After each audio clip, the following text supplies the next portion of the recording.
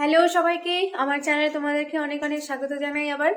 আর আজকে ব্লগটা আমি সকাল থেকেই শুরু করছি। এখন মোটামুটি 9টার মতো বাজে, শীতের সকাল। তো সকালবেলার কাজ মোটামুটি হয়ে গেছে, তারপর ভাবলাম ব্লগটা স্টার্ট করা যাক। তো ব্লগটা কন্টিনিউ দেখতে থাকো।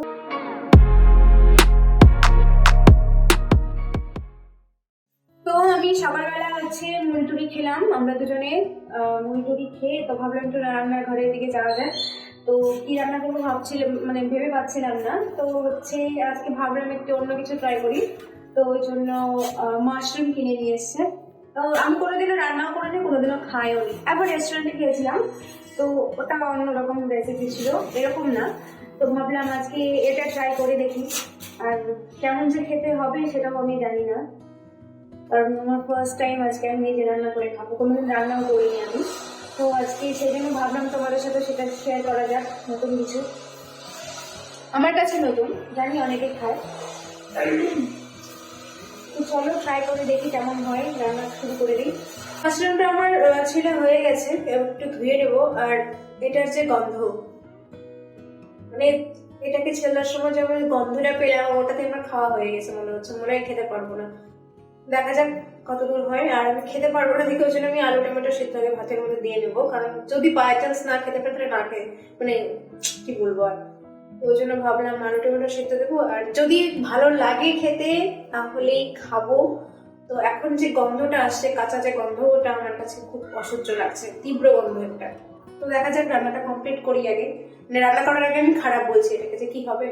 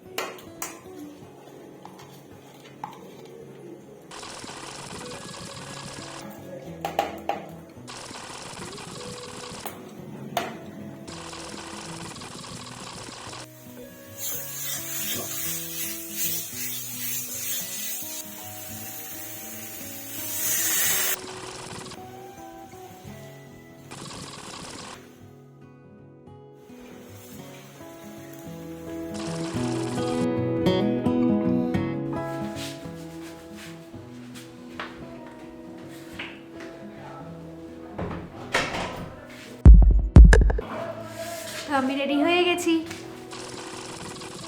বাইরে যেতে গেলে টুপিটা মাস্ট, কারণ বাইরে প্রচুর ঠান্ডা। তো আমি টুপি নিয়ে নিয়েছি, এখন একটু বেরোবো। আমি আর রাজ এখন যাবো একটা জায়গাতে। সেদিন আমরা হাঁটতে হাঁটতে হাইওয়েতে গেছিলাম, সেখানে একটা পোস্টার দেখতে পেলাম যে ন্যাশনাল ডাইভার अरे कहना क्या चाहते हो। তো বাইরে যাচ্ছি হলো আমি আর রাজ, এখন একটু বেরোবো।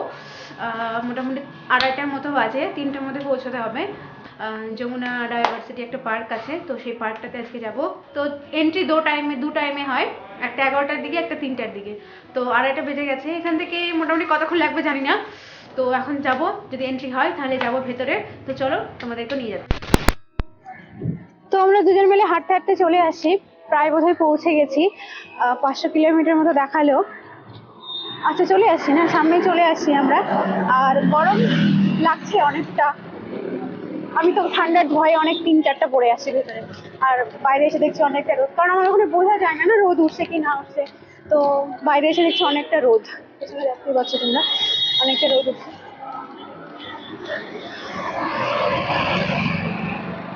তো আমরা পৌঁছে গেছি প্রায় অলরেডি। তো তোমাদেরকে গেটটা খুঁজে এন্ট্রি করে তারপর তোমাদেরকে বুঝতে পারবো।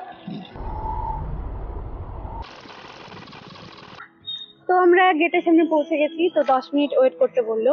তো ওখানে গেটের সামনে লেখা আছে 2:30টার দিকে এন্ট্রি হয়, সেকেন্ড এন্ট্রি। কিন্তু অনলাইনে দেখলাম 3টা। তো এখন 2:45টার মতো বাজে, বললো 10 মিনিট দাঁড়াতে। তো দাঁড়িয়ে আছি। আর এটা আমাদের বাড়ি এত কাছে, আমরা যেখানে থাকি সেখান থেকে এতটা কাছে যে আমি আগে জানলে প্রতিদিন আসতাম। তো আজকে হঠাৎ করে জানতে পারলাম, অনলাইনে দেখলাম, তো ওই জন্য আসলাম এখানে। তখন এন্ট্রি করবো 10 মিনিটের মধ্যে। আর এই পার্কটা হচ্ছে একদম ন্যাচারালি তৈরি, এখানে কোনো গাছ বা কোনো পশু পাখি এখানে ধরে আনা হয়নি, এখানে যারা আছে এভাবেই আছে।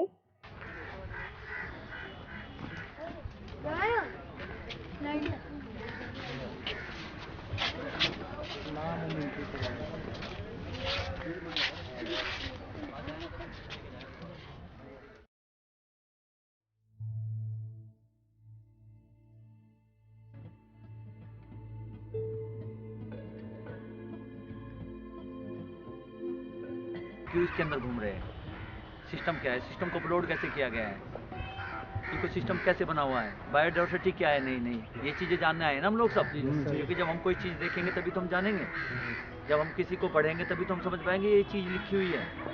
मान लो हमारे पास कोई क्वेश्चन आ रहा है तो क्वेश्चन को कैसे हम उसको करेंगे रिसॉल्व, जब उसको समझेंगे पहले हम, क्योंकि हम पहले किताब में पढ़ेंगे तभी तो जाके हम प्रश्न का उत्तर देंगे।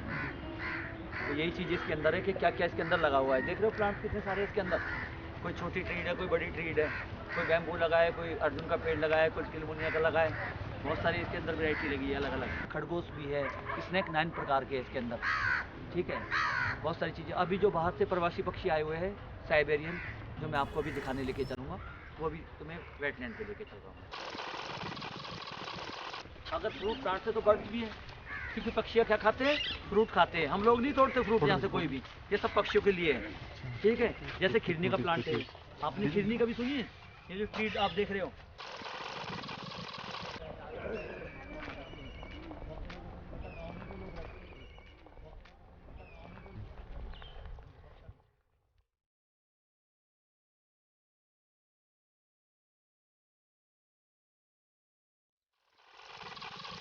তো এখন আমরা চলে আসি জলের ধারে।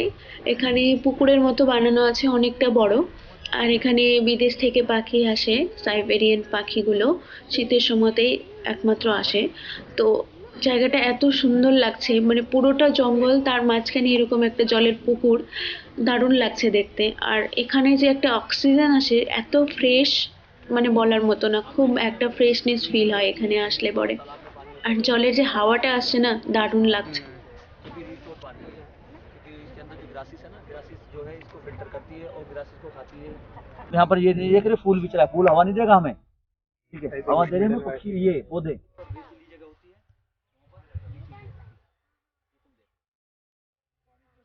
पानी की कमी के कारण ये चीजें बनती है।